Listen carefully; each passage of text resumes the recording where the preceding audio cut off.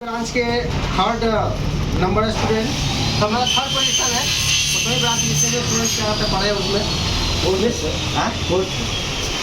Fourth है। चलिए fourth है। तो थर्ड में कौन है? थर्ड में प्रीति है, नंबर वन पे तो रूपा है। हाँ सॉरी मतलब था रूपा, जो कि बहुत अच्छी स्टूडेंट है और बहुत अच्छा मार्क्स प्राप्त की हुई थी। 397 मार्क्स प्राप्त की, लेकिन वो किसी कारणवश नहीं आ पाई है। चलिए, तो मिस्टर अनिल कुमार के लिए एक आते हैं तालिका।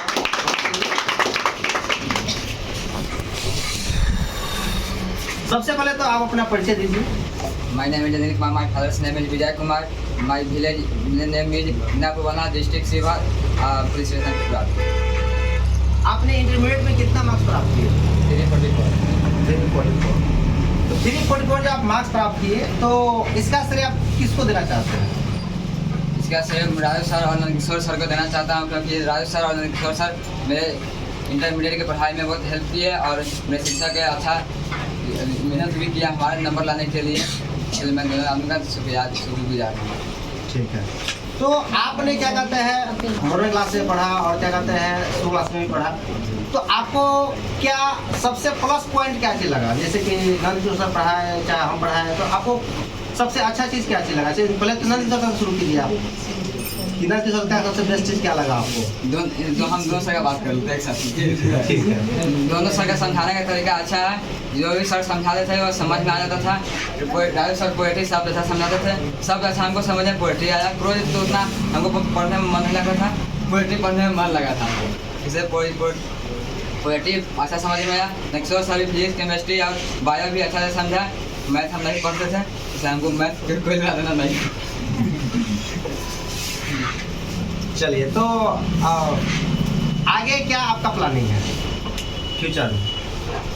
बीएड का टीचर के अप्लाई करेंगे भाई। नेक्स्ट टीचर जब हम लोग प्रोफेशन खा जाएगा बसौनी का अधिकतर सब टीचिंग करेगा। चलिए, तो इसके बारे में कुछ पता है टीचिंग एरिया के बारे में? टीचिंग थोड़ा जानते नहीं था, हमारे सारे गुरु हैं ना। अच्छा, तो एक बार बताइए, टीचिंग जो है जैसे कि आपने चुना टीचिंग, आखिर क्यों चुना टीचिंग? वाई क्यों टाइम रहे कि हमको टीचर ही बनना है? अभी नहीं बता सकते उतना विस्तार से। कुछ भी वर्ड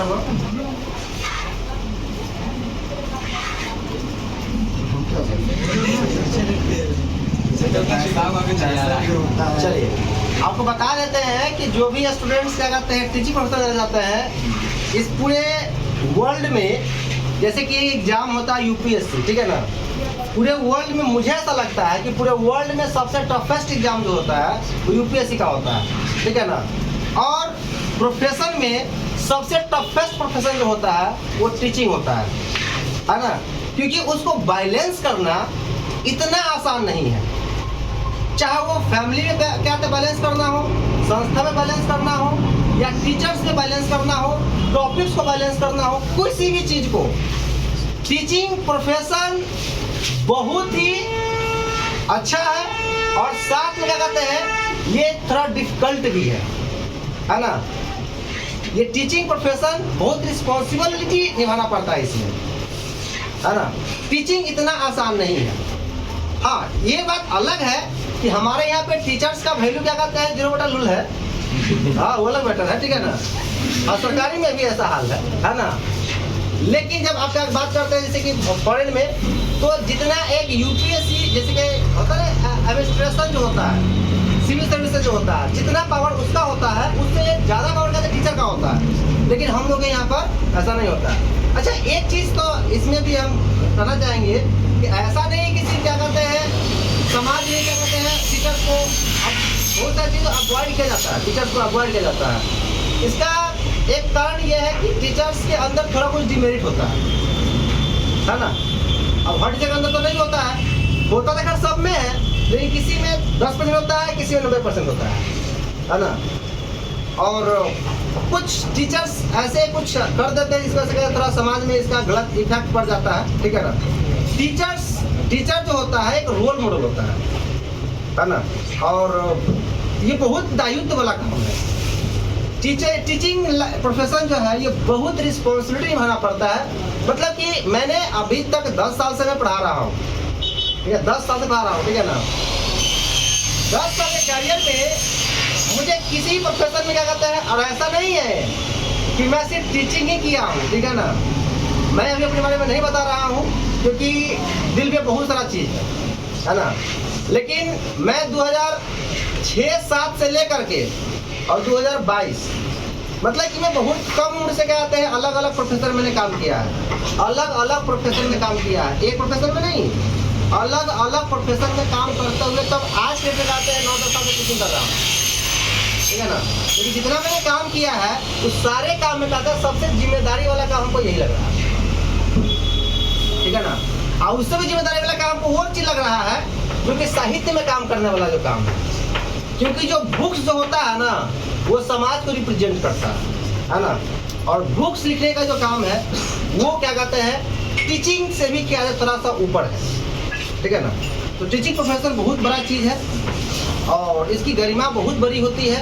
और teaching is the most difficult and significant profession all over the world, not only in India. India में नहीं पूरे दुनिया में टीचिंग का प्रोफेशन जो है वो सबसे ऊपर रखा जाता है ना, ठीक है। चलिए, माँ जिसको कहते हैं कि माँ पहली शिक्षक होती है ना। माँ के बारे में कुछ बोलते तो क्या करते हैं, है ना, जो मन में आता है सो करते हैं। मैंने कहने मतलब कि या तो मारते हैं तो मार देते हैं। तो माँ ने आपको क्या कहते हैं 2 साल 3 साल जो बताया या 4 साल बताया तो आपके माँ के लिए इतना कुछ कर सकते हैं। तो टीचर साहब आते हैं 4 साल 5 साल 7 साल के आते हैं, अपना लाइफ का सब कुछ देते हैं, तो थोड़ा तो बनता है भाई, ठीक है ना। तो टीचिंग प्रोफेशन क्या कहते हैं थोड़ा सा डिफिकल्ट है ना। जैसे कि स्टूडेंट्स होते हैं वो उसको अपने घर के आगे समझना पड़ता है, और अभी के समय में अपना किसी को बना लेना या अपना कोई बन जाना ये बहुत बड़ी बात है ना। लेकिन मेरा एक लाइन है, थोड़ा फेमस भी होगा, चाहे सुने भी होइएगा चाहे हम बोले भी होंगे, without self nobody else, without self nobody else, खुद के सिवा कोई नहीं। कितना भी कुछ हो जाएगा ना, हम पहले बताया ना, अगर आप नहीं है ना आपकी दुनिया नहीं है, आप है तो दुनिया है। आज राजू शर्मा है ना, हम नहीं रहेंगे तो क्या कहते हैं कोई भी, अच्छा मान चलिए कि जो भी कोई है, ठीक है ना। तो थोड़ा रिस्पॉन्सिबल वाला काम होता है टीचिंग प्रोफेशन, ठीक है ना। चलिए, तो आपकी वाणी के लिए मैं आपको धन्यवाद देता हूँ, अपना स्थान ग्रहण करें, ठीक है ना। चलिए।